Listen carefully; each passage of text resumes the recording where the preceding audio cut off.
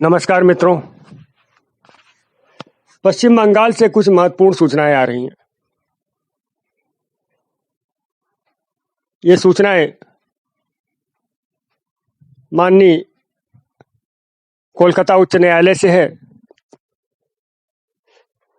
इनमें से पहली सूचना यह है कि माननीय न्यायालय ने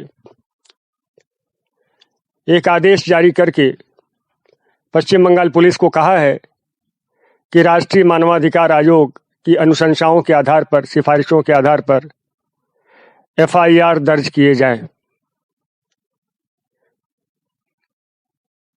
इसका मतलब आप समझने का प्रयास करें। एक्चुअल में जो हिंसा की घटनाएं, पोस्ट पोल वायलेंस जिनको कहा जा रहा है, जो हिंसा की घटनाएं लगातार घट रही हैं, इन पर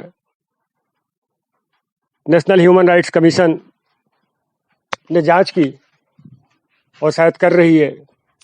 तो उस जांच के आधार पर अगर वे अनुशंसा करते हैं तो पश्चिम बंगाल की पुलिस उन पर एफआईआर दर्ज करे।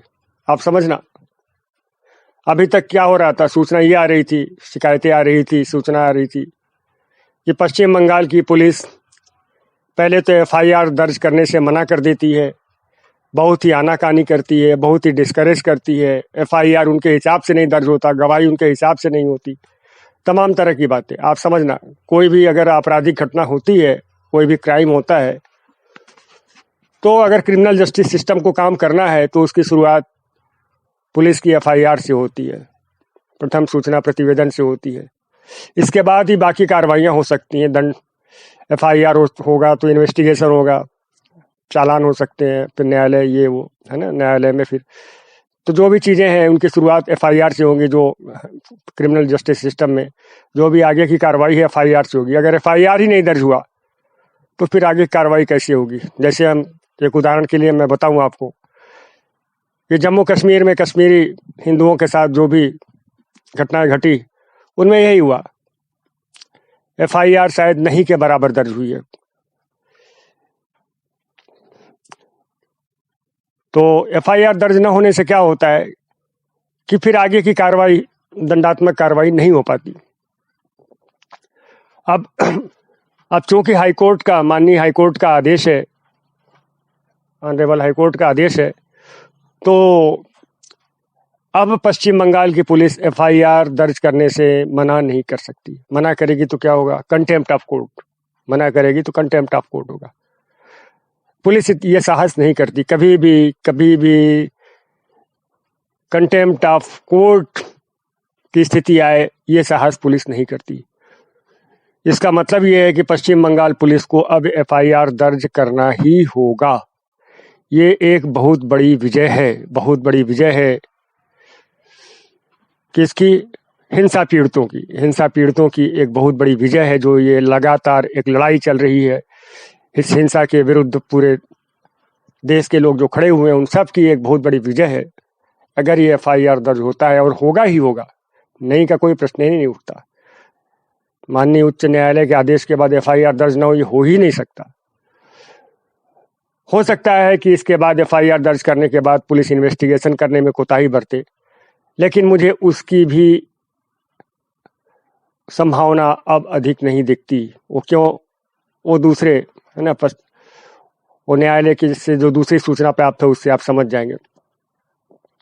तो अगर एफआईआर दर्ज होगा तो जिन्होंने अभी जो है एक दुस्साहस किया, इस तरह से जो है हिंसा करने का, रेप करने का, लूटपाट करने का, जो भी उन्होंने इस तरह की घटनाएं घटित की हैं, इस तरह की आपराधिक घटनाएं घटित की हैं, तो ये जो उन्होंने दुस्साहस किया है उन्हें समझ में आ जाएगा, अब समझ में आ जाएगा। तो पहली बात तो ये है कि उनके ऊपर कार्रवाई होगी, और दूसरी बात यह है कि आगे लोगों की हिम्मत अब पस्त होगी, लोगों की हिम्मत पस्त होगी। तो ये बहुत ही बड़ी विजय है। इसके पहले के 356 लगे या अन्य कोई चीज़ हो, ये हाईकोर्ट की तरफ से जो कार्रवाई हुई है, तो ये बहुत बड़ी विजय है हिंसा पीड़ितों की। दूसरी सूचना ये है कि पश्चिम बंगाल के कुछ डीएम और एसपी को माननीय उच्च न्यायालय की ओर से कंटेम्प्ट ऑफ कोर्ट का नोटिस दिया गया है, कंटेम्प्ट का नोटिस दिया गया है, शोकाज नोटिस कि क्यों न उनके विरुद्ध न्यायालय की अवमानना की कार्रवाई शुरू की जाए। ये नोटिस इस आधार पर दिया गया है कि वो हिंसा रोकने में विफल रहे। ये वाली जो सूचना है ये भी बहुत महत्वपूर्ण है। महत्वपूर्ण इस दृष्टि से है कि इससे बाकी डीएम और एसपी इस संदेश ग्रहण करेंगे और जो जिनको मिली है नोटिस वो भी संदेश ग्रहण करेंगे। और अब जब एफआईआर दर्ज होगी तो वो बहुत तत्परतापूर्वक दर्ज होगी और उसकी विवेचना भी बहुत तत्परतापूर्वक होगी। और दूसरी बात यह है कि हिंसा की कार्रवाइयों पर जो अभी रोक नहीं लग पा रही थी वो रोक अब लगाई जाएगी, क्योंकि कोई भी ऑफिसर, कोई भी ब्यूरोक्रेट ऐसा नहीं चाहता कि उसे न्यायालय की अवमानना जैसी कार्रवाई का सामना करना पड़े। तो इसका असर ये होगा, इसका प्रभाव ये होगा कि वहाँ के जो डीएम और एसपी हैं, जो कि वास्तव में जिले के बहुत ही महत्वपूर्ण अधिकारी होते हैं, वे हिंसा रोकने के लिए अब प्रभावी कदम उठाएंगे और एफआईआर दर्ज किए जाएंगे। विवेचना भी अच्छे से होगी, क्योंकि वे नहीं चाहेंगे कि आगे फिर से इस तरह की नोटिस आए। कोई भी अधिकारी नहीं चाहता, क्लियर है। किसी कारण से कुछ लापरवाही हुई होगी, लेकिन सामान्य तौर पर अधिकारी नहीं चाहते। और तीसरी सूचना ये है कि माननीय न्यायालय ने अभिजीत सरकार की जो कथित हत्या हुई थी उसकी सेकेंड ऑटोप्सी, मतलब दूसरी पोस्टमार्टम, है ना, फिर से पोस्टमार्टम करने का आदेश दिया है। तो इसका भी महत्व है। लेकिन पहली दो सूचनाएं पश्चिम बंगाल की हिंसा को रोकने में और हिंसा पीड़ितों को न्याय दिलाने में बहुत ही कारगर सिद्ध होने वाली हैं। ये अभी आप नहीं समझ पा रहे होंगे। आप देखना समय के साथ कि इनका कितना, ये सूचनाएं सुनने में बहुत सामान्य है, लेकिन इनका प्रभाव बहुत गहरा है, बहुत ही गहरा है। और जिन्होंने हिंसा किया है वे अपने काम पर पछताएंगे, कहेंगे कि ऐसा क्यों उनसे हो गया। अगर उनको समझ होगा तो पछताएंगे।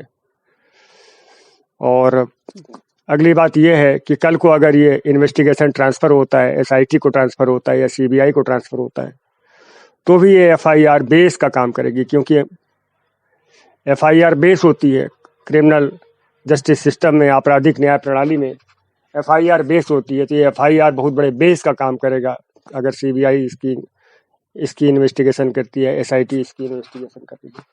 तो कुल मिलाकर के इन तीनों ही सूचनाओं के दो महत्वपूर्ण जो है ना, महत्वपूर्ण जो है, इसका क्या कहे, दो महत्व है इनका, दो प्रमुख महत्व है इनका। पहला महत्व यह है कि हिंसा पीड़ितों को न्याय मिलेगा, और दूसरा महत्व यह है कि आगे जो हिंसा अब वो रुकने की संभावना है, कम से कम कंट्रोल में तो आने लगेगी। क्योंकि हिंसा जिन्हें कंट्रोल करना होता है, हिंसा कंट्रोल करने की जिनकी प्राथमिक जिम्मेदारी होती है, डीएम और एसपी, वे अब अलर्ट हो जाएंगे और अब हिंसा पर रोकथाम की कार्रवाई शुरू होगी। तो मित्रों, ये रही महत्वपूर्ण सूचना। हालांकि ये सूचना जहाँ से आ रही है वो बहुत ही ऐसे नहीं है, बहुत ही विश्वसनीय स्रोत है वे, लेकिन इसकी पुष्टि पता नहीं क्यों और कहीं से मैं नहीं कर पाया। मैं जहाँ से भी ये सूचना आ रही है उसका जो स्रोत है वो मैं यहाँ पे वो जो स्रोत है, मतलब लिंक है, वो लिंक मैं पोस्ट कर रहा हूँ। तो आप उसको चाहें तो वहाँ से भी देख सकते हैं, सुन सकते हैं। और अन्य अगर कोई अपडेट आती है तो मैं प्रयास करूँगा कि वो उस पर भी मैं चर्चा करूँ। तो ठीक है मित्रों, नमस्कार।